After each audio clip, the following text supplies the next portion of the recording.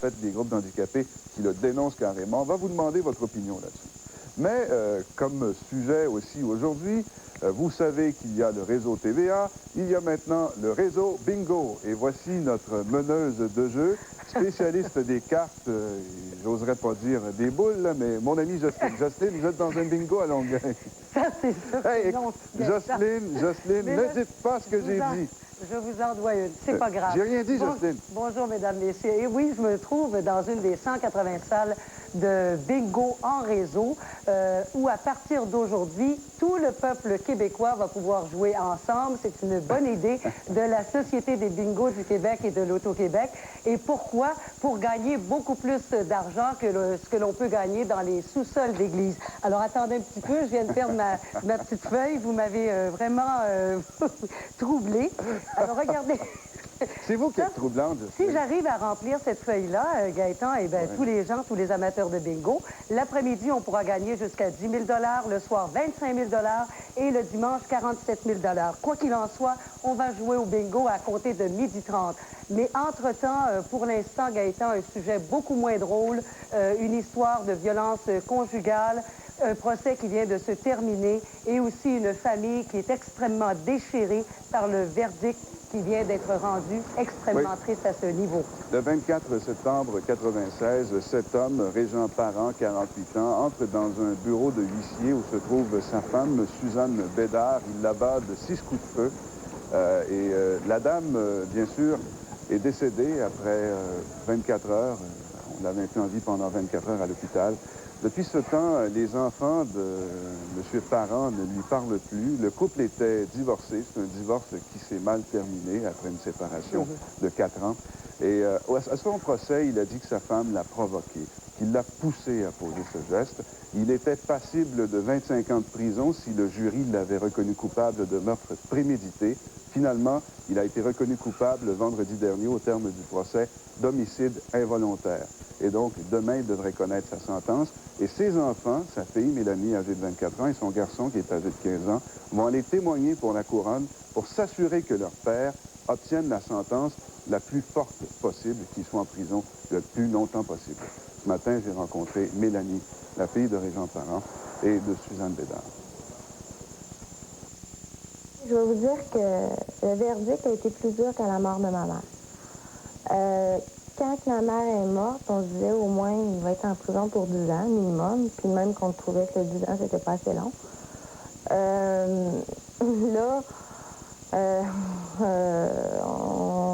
Homicide involontaire. Il pourrait sortir l'été prochain, ou le pire qu'il pourrait prendre, je pense, c'est 5 ans.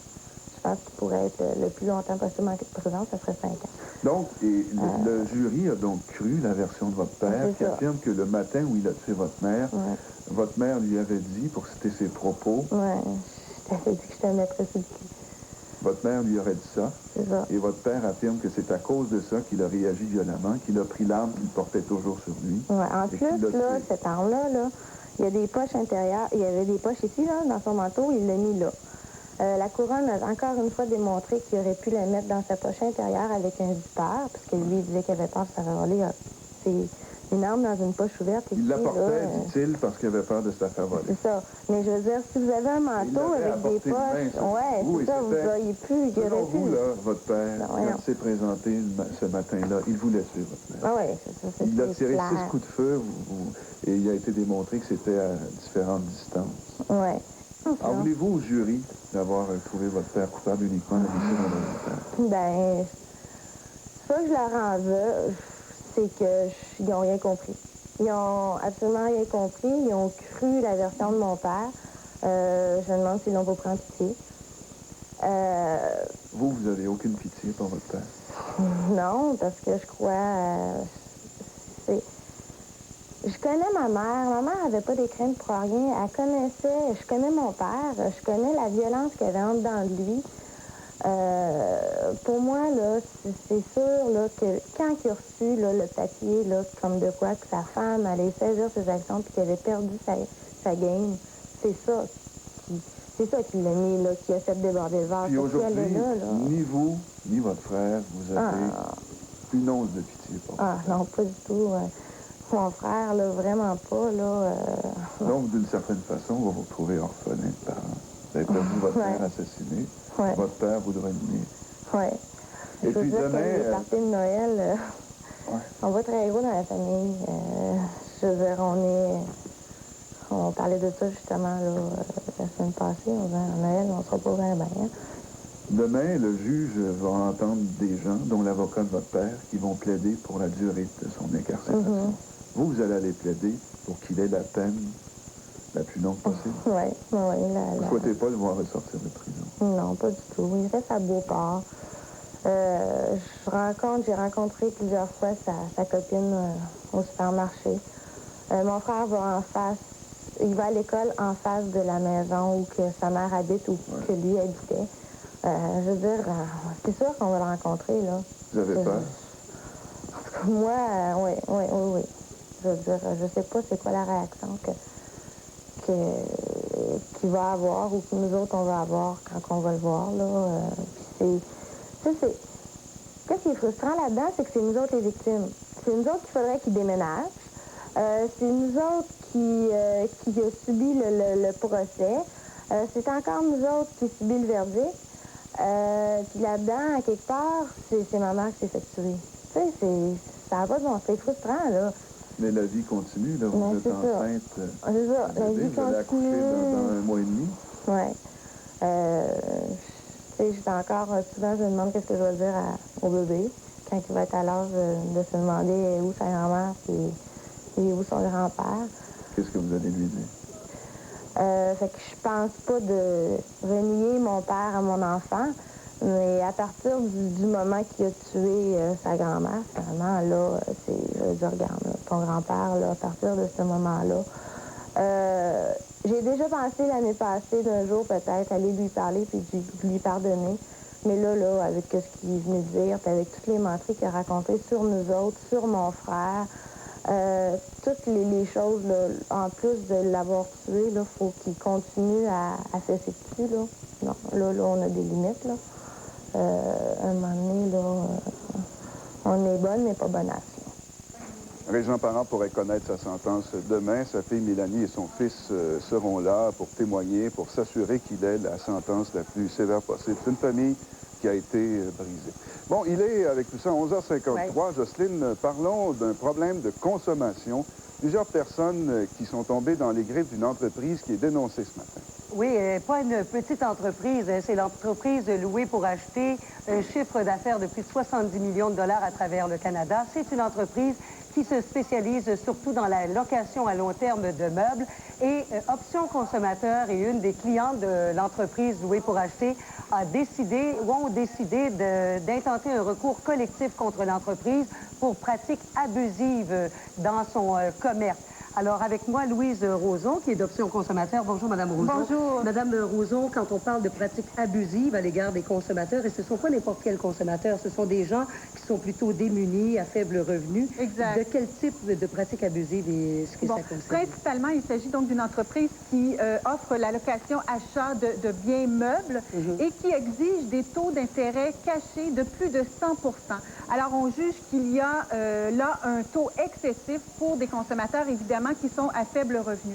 L'entreprise a aussi plusieurs pratiques illégales. Par exemple, si un consommateur est un peu en retard sur ses paiements, elle va immédiatement chercher le bien chez la personne sans même envoyer d'avis au préalable. On parle de clauses abusives et je vous avoue qu'il y en a une qui m'a fait sursauter là, quand on dit que l'entreprise a le droit d'aller chez le consommateur en tout temps. Qu'est-ce que c'est, ça? Oui, il y a une clause dans le contrat qui dit qu'on doit avertir son propriétaire ou encore le concierge de l'immeuble où on habite pour leur souligner qu'un représentant de Louer pour acheter peut se présenter en tout temps au domicile de la personne pour vérifier si les meubles qu'elle s'est procurés chez Louer pour acheter sont encore bien là. Et ce recours collectif concerne des milliers de consommateurs. Qu'est-ce qu'ils doivent faire là s'ils veulent faire partie de ce recours? OK. Alors, on juge environ 6 000 consommateurs qui sont touchés par ce recours. On leur conseille de nous contacter à Option Consommateur au 598-7288. C'est à Montréal, dans le code 514. Vous ne vous attaquez pas à une petite entreprise. Je l'ai dit tantôt, 70 millions de chiffre d'affaires. C'est la plus grosse entreprise dans son domaine. C'est l'entreprise qui a la plus grosse part de marché. Ça ne vous inquiète pas trop, ça? Non, je pense qu'on est habitué de poursuivre des grosses entreprises, mais on juge que c'est un recours essentiel pour que les droits des personnes, entre autres à faible revenu, qui sont touchées par cette entreprise-là, soient reconnus et qu'on leur rembourse toutes les sommes qu'elles ont versées en trop à l'entreprise. Merci, Mme Roson, et bonne chance. Ça fait plaisir. Et Gaëtan, à 12h30, on l'a dit tout à l'heure, on va donner un coup de pouce à Hydro-Québec. Hydro-Québec qui cherche des solutions pour savoir si on peut faire autrement que couper le courant pour des clients qui ne payent pas bien leur compte d'électricité. On va essayer de les aider. Oui, ils vont justement répondre à nos questions sur ce qu'on a sorti au cours des dernières semaines. Dans un instant, on rejoint Pierre Bruno qui va entre autres parler avec l'ancien et peut-être le futur maire de Montréal, Jean Doré. Pourquoi pas?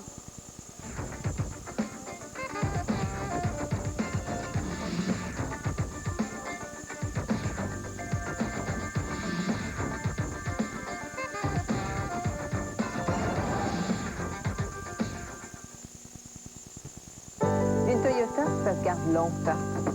Le secret, c'est l'entretien. C'est vrai, il y a des mécaniciens qui s'y connaissent un peu, mais juste un peu. Bingo en réseau commence aujourd'hui. C'est une journée historique pour les amateurs de bingo au Québec.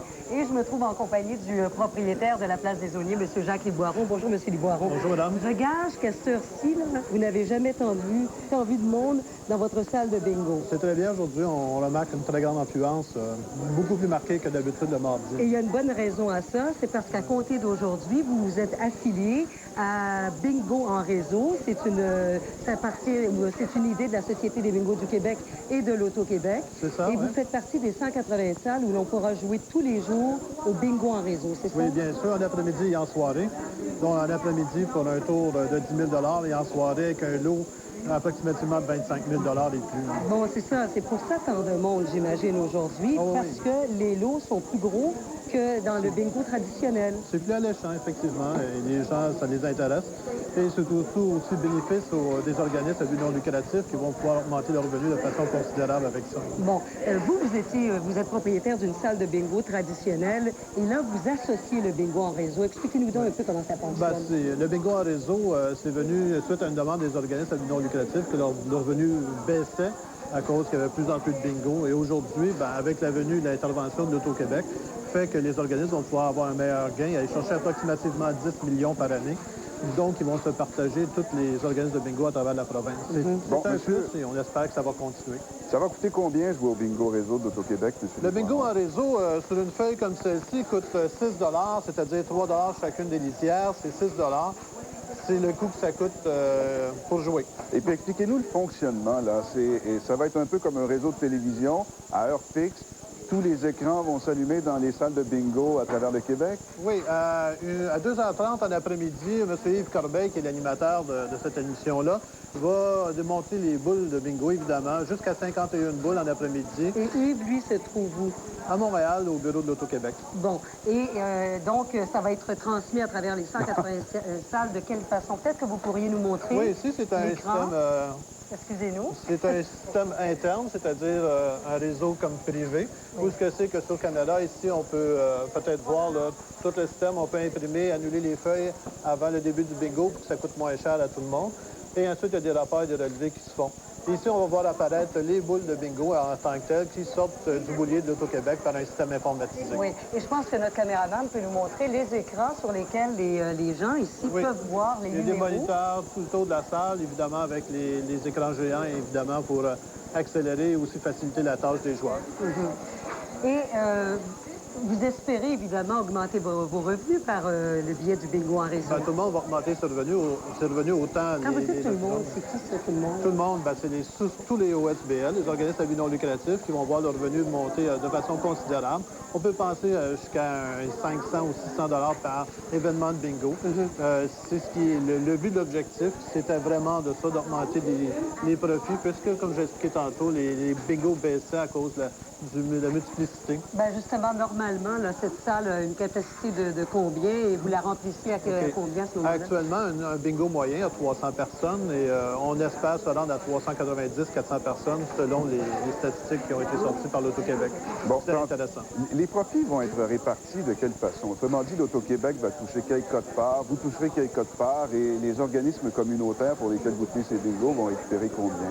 Bon, les organismes de bingo vont récupérer un montant approximativement de 10 millions, comme j'expliquais, partagé à tout le groupe. Ça veut dire approximativement 500 $ par bingo.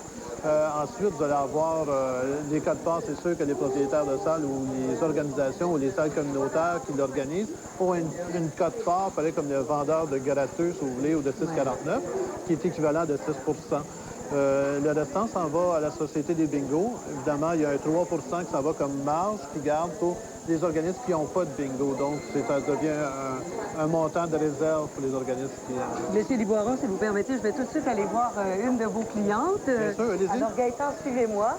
On va aller voir des gens qui, je pense, ont bien hâte au bingo en réseau. Bonjour, madame. Bonjour, madame. Bon, alors, j'imagine que le bingo en réseau, pour vous, ça fait votre affaire, là? C'est quelque chose de merveilleux qui nous arrive. Pour quelle raison? Ben, parce qu'on va avoir un gros prix. Hein? Puis, c'est plaisant, là, de vouloir... Moi, en tout cas, ça m'intéresserait de gagner un gros prix. Est-ce que vous aviez déserté un petit peu le bingo traditionnel parce que pour vous, c'était pas assez payant? Madame Cazin, je couche pas ici parce qu'ils n'ont pas de lit. Alors là, si je comprends bien, là, ça va être du 8 jours par semaine ici. Autant que possible. Si mon portefeuille me le permet, oui.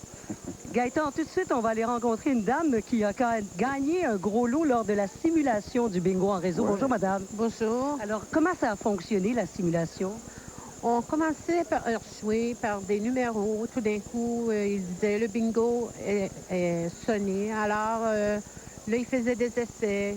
On recommençait. Et ensuite, finalement, comme prix de consolation, je m'avais mérité un T-shirt du tour... du grand tour. Et quelle est votre conclusion? Est-ce que le bingo en réseau va être meilleur que le bingo traditionnel?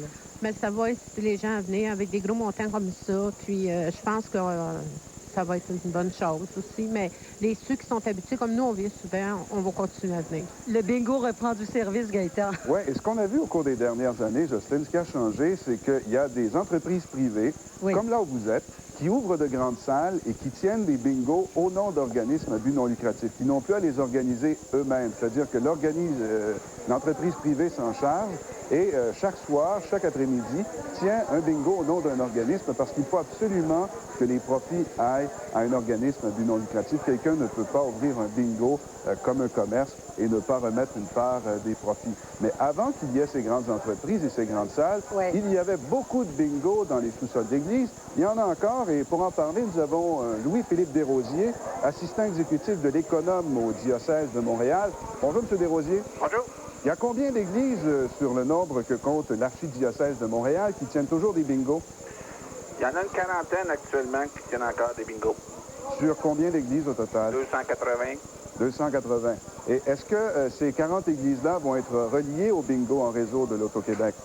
Dans les 40, 13 tiennent leur bingo dans des salles commerciales, donc ou communautaires, donc ils vont être reliés. Sur les 27 autres, 23 environ seront reliés. Il y en a 4 qui ne seront pas. Pour quelle raison ces 4 églises-là n'ont pas pu être reliées au réseau, là, qui semble être un peu une planche de salut pour plusieurs bingos? Lorsque nous avons posé la question à l'Auto-Québec, on nous a dit que ces bingos-là n'avaient pas rencontré au cours d'une période de 12 mois le critère du nombre minimum de bingo. C'est-à-dire qu'on demandait 48 séances et certaines n'ont eu 46 ou en ont eu 47 à un moment donné au cours de la période. Autrement dit, une séance de plus et elles auraient pu être reliées au réseau. C'est ce qu'on nous a donné comme explication à un moment donné. Et il faut réaliser, à un moment donné, que dans des paroisses, c'est difficile d'aller faire un bingo dans un sous-sol d'église le vendredi saint au soir ou des choses comme ça. Effectivement, c'est pas tout à fait le bon moment pour finir ça. Est-ce que ces gens-là vont être compensés tout de même, ces paroisses-là, qui perdront peut-être à cause des bingos en réseau? Comme le mentionnait la personne tout à l'heure, la Régie a prévu un fonds de stabilisation de 3 pour aller à ces paroisses-là, pour compenser la perte de revenus qui peut survenir. Mais entre avoir un bingo où on peut croître, comme c'est le cas pour tous les autres, et ces trois-là qui auraient peut-être un fonds de subvention, je pense que l'intérêt, c'est de rester en affaires et de continuer à être là. Monsieur Desrosiers, les bingos sur la quarantaine de paroisses dans l'archidiocèse de Montréal, ça représente des revenus de combien annuellement? En 96, on parlait d'environ 1 450 000 pour les bingos de paroisses dans le diocèse de Montréal. Et ce qu'il faut savoir, c'est que les bingos, c'est toléré. Je me souviens, entre autres, d'avoir déjà rencontré le cardinal Grégoire, le prédécesseur du cardinal Turcotte, qui disait, écoutez, on aimerait mieux qu'il n'y en ait pas, mais dans certains cas, c'est un mal absolument nécessaire. On est dans la même situation, et d'ailleurs, chaque paroisse qui demande un permis pour avoir un bingo doit avoir l'approbation du comité des bingos du diocèse nommé par le cardinal pour s'assurer que la paroisse en a réellement besoin. On ne crée pas des bingos de façon générale, on essaye de les réduire à celles qui en ont réellement besoin. Et souvent aussi, il ne faut pas oublier que la paroisse a un rôle plus que religieux, elle a un rôle social, elle m'a donné pour aider à fournir des locaux, qu'on pense au AA, qu'on pense aux soupes populaires, qu'on pense au Saint-Vincent-de-Paul. Alors, on a un rôle global dans la société. Merci, M. Desrosiers. Alors, Gaëtan, vous savez que la vraie tête du réseau de bingo en réseau, c'est l'Auto-Québec. Jean-Pierre Roy de l'Auto-Québec. Pourquoi est-ce que vous avez décidé d'aller dans ce marché-là précisément? Pour aider les organismes sans but lucratif, on a assisté à une baisse des profits. L'an dernier, les organismes se sont partagés 37 millions de dollars. C'était 44 millions à la fin des années 80. Donc, oui, essentiellement, il y a de plus en plus d'organismes qui partageaient de moins en moins d'argent. Oui, mais vous allez sûrement faire un peu d'argent aussi à l'Auto-Québec. Quand même, vous n'êtes pas des mécènes, là. Le gouvernement doit justifier certainement sa participation, de créer une filiale, de brancher 180 salles à travers le Québec et tout ça. Alors, la part de profit du gouvernement, c'est 17 %. Mais est-ce qu'il n'y a pas un risque de faire mourir, justement, les petites salles dans les sous-sols d'église? Justement, l'idée du fonds de stabilisation de 3 % si on atteint nos objectifs de vendre 50 millions de dollars à peu près sur une base annuelle de cartes, il y aura 1,5 million de dollars qui pourront être distribués justement aux organismes non participants. Est-ce que ça se fait déjà ailleurs dans d'autres provinces au pays, M. Roy? Il n'y a pas dans les autres provinces de fonds de stabilisation pour les organismes non participants. C'est une initiative québécoise. Mais des bingos en réseau, il y en a déjà? Du bingo en réseau, effectivement. Il y en a en Alberta depuis 1 an et demi, en Ontario depuis mars dernier et en Colombie-Britannique depuis octobre dernier. Et est-ce que ça a connu vraiment un succès? Est-ce que ça a un peu fait remonter la cote du bingo dans ces provinces-là? Tout à fait. Là-bas, dans chacune des 3 provinces, on observe une augmentation d'environ 20 % de l'affluence et d'environ dans la même proportion des profits. Comment ça va fonctionner, M. Roy? Est-ce qu'il y aura un maximum de montants à parier ou dans les bingos? Est-ce que c'est quoi? C'est 6 $ point, mais on peut acheter combien de cartes? Il n'y a pas de limite d'achat de cartes. On va se fier évidemment aux gens de ne pas abuser, de jouer selon leurs moyens. Est-ce que ça ne risque pas de concurrencer d'autres loteries de l'Auto-Québec, le bingo en réseau? Il faudra voir à l'usage, mais quand les casinos, quand la loterie vidéo sont arrivés, on n'a pas observé de baisse de vente de loterie.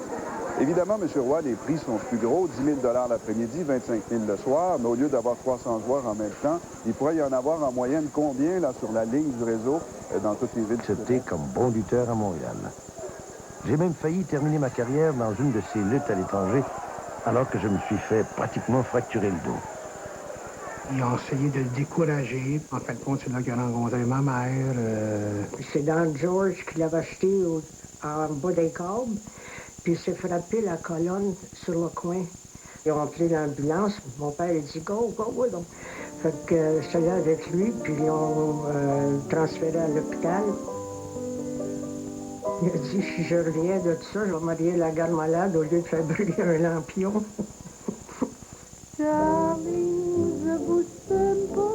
En sortant, il m'a fait demander. Je suis allé lui parler. Il dit la prochaine fois, il dit est-ce que je pourrais vous voir? Puis moi, je parlais seulement que l'anglais. Je comprenais le français. Love at first sight. Comme on dit, un coup de foudre. Yvon Robert fréquentera assidûment son infirmière pendant plusieurs années, tout en gravissant un à un les échelons qui mènent à un championnat important.